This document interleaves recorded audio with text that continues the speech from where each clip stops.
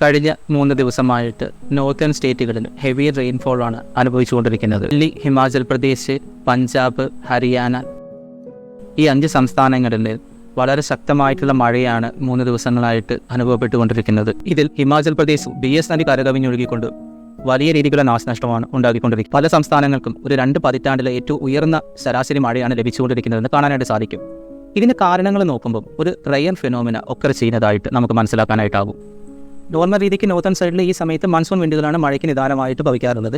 പക്ഷേ ഒരു rare phenomena എന്നുള്ള രീതിക്ക് ഈ വിൻഡിനോടൊപ്പം വെസ്റ്റേൺ സൈഡിൽ നിന്ന് വരുന്ന മെഡിറ്ററേനിയൻ സീയിൽ നിന്ന് ആരംഭിച്ച് കാസ്പിയൻ കടൽ വഴി കടന്നു വരുന്ന വെസ്റ്റേൺ ഡിസ്റ്റർബൻസസ് വിൻഡും ഈ മൺസൂൺ വിൻഡും തമ്മിലൊരു ഇൻട്രാക്ഷൻ ഉണ്ടാവുകയും രാജസ്ഥാനും ഹിമാചൽ പ്രദേശത്ത് ഒരു ലോ പ്രഷർ സോൺ രൂപീകരിച്ചുകൊണ്ട് അവിടെ കൂടുതലായിട്ടും മേഘങ്ങൾ രൂപീകരിക്കുക, അതിശക്തമായിട്ടുള്ള മഴ, വലിയ അളവിലുള്ള മഴയ്ക്ക് കാരണമാവുകയും ചെയ്തിട്ടുണ്ട്. അപ്പോൾ ഈ 2 വിൻഡുകളുടെ ഒരു ഇൻ്റർസെക്ഷനാണ് ഇപ്പോഴത്തെ ഹെവി റെയിനിൻ്റെ കാരണമായിട്ട് വർത്തിക്കുന്നതെന്നാണ് IMD അഭിപ്രായപ്പെടുന്നത്.